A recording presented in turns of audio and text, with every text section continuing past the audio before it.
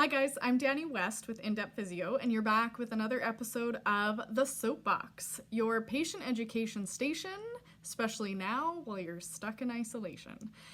So today we're talking about a hot topic that I did yesterday on Insta Live, so if you missed it, this is the official version. But basically the hottest topic since last Thursday, since Jason Kenney made the announcement of reopening, is that physio clinics can technically start opening as of tomorrow, Monday, May 4th.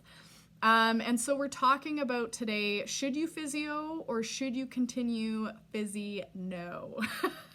And by Physio, I mean no intact, no in-person contact treatment, but continuing with telehealth. And why it's not just as easy as you think for us as clinics to just open like that. So there's a few things that I wanted to kind of make known to clients and maybe some fellow physios out there who are struggling with whether or not they should open. But the reality is it's not just as easy as you think to just flip that sign to open and just continue with things and pick up where we left off, because physio is definitely going to look very different from here on out, even if it's, like I said, starting gradually as of tomorrow. So the reality for most clinics is we do need to come up with certain processes and like new questionnaires. Coming up with screening tools for clients now, like should we send something out before the appointment and then right before the appointment to make sure they don't have any new symptoms since the appointment was booked. We need to get ideally a non-contact thermometer to take people's temperatures before they come in. We need to have a process of what the client does when they walk in. They need to wash their hands, they need to don a mask, and then even the clinician, what the clinician needs to do and clean before and after each client coming in, how much time we need to space between clients now, because I was talking with a colleague and honestly, I think we're gonna spend more time cleaning stuff like door handles, light switches, bathrooms than we actually are treating clients. So there are tons of new things that physio clinics are trying to establish right now. It's not just a matter of, like I said, opening the doors.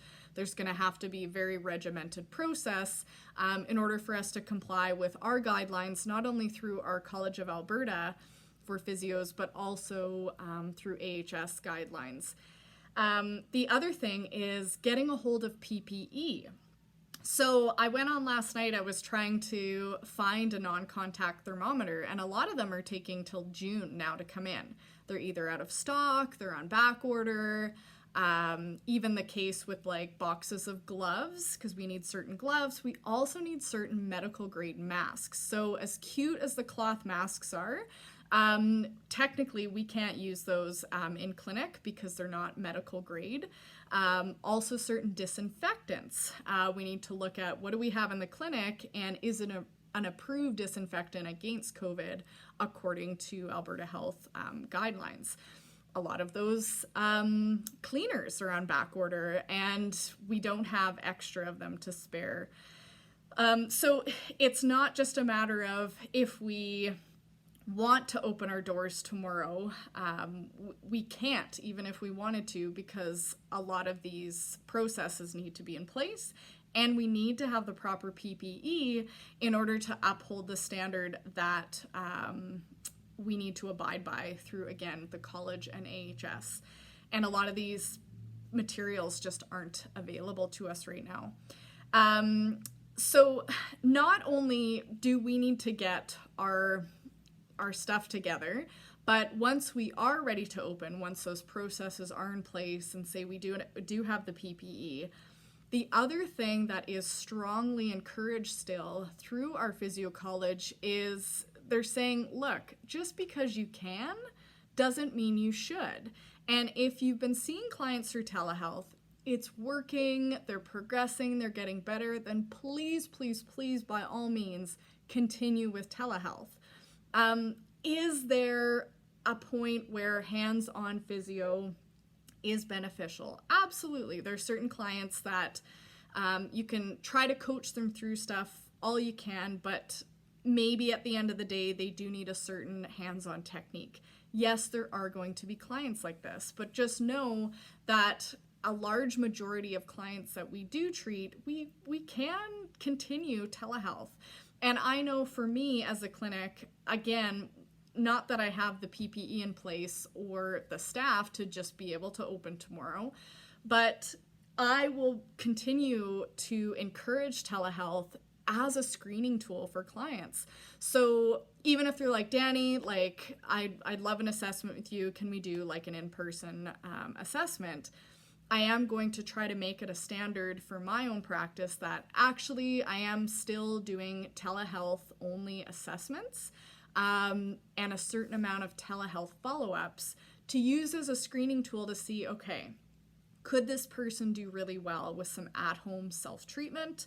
Are they progressing? Give them an opportunity to try that first before, again, just jumping into hands-on treatment and saying, come on into the clinic. And you guys know me, I'm coming up with a few creative ways of other versions of ways I could reach out to clients, again, minimizing any contact and preventing them from having to come into the clinic. So stay tuned for that. But like I said, I'm among many other physios and clinics, I'm sure, are trying to get all their ducks in a row of having the PPE, putting together certain questionnaires, having a standardized screening process, all before they can just flip that sign to open. So just know that we are encouraged by our college to continue to screen and prioritize patients and only see people in person if we find they wouldn't benefit from any other means or approach. And it's not that we don't miss you guys. Believe me, I did not go into physio to sit behind a screen for 8 hours and talk to and yell at an iPad. It's like we crave, that human contact and connection, and we're people. So we do miss our clients as much as I'm sure you guys miss us. So please do not take offense if maybe your physio or your clinic is not just jumping the gun and opening tomorrow. Just know these are all of the things that they need to make sure they have ready to provide as safe of a practice as we can going forward. Because again, it's just because you can doesn't mean you should. So I think we should explore as many other options through non-contact treatment before, again, just jumping back into the clinic. So just keep that in mind as a patient. Also as a clinician, guys, also don't feel pressured to just open tomorrow just because you can.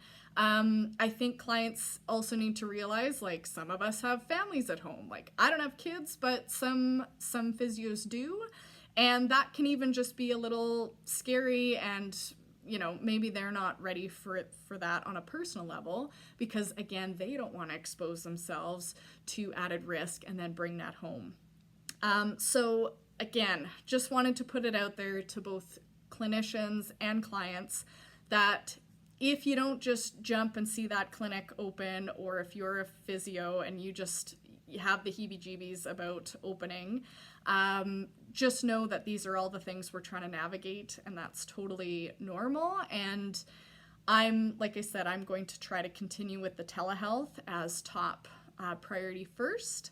And then if in the case a client needs hands-on, I will go from there. But again, just honor that we're going to need some time to kind of get our ducks in a row here. So I hope that helps just kind of clear up, why isn't my physio opening? Why aren't you opening?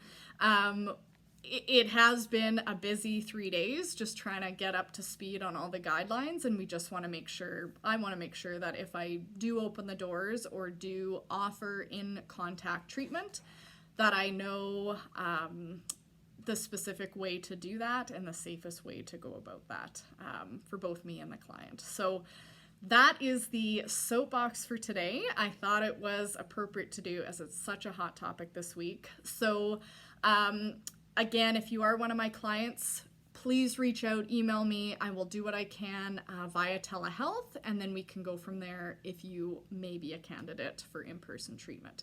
But just know For me, it's not going to happen tomorrow, but probably in a couple of weeks. Okay? Thanks, guys. Stay safe and healthy out there. And again, maybe think twice to just know, have you tried all your non-contact treatment options with your therapist before you just jump in and book an appointment? Okay? Thanks so much, guys, and we'll see you in a couple weeks.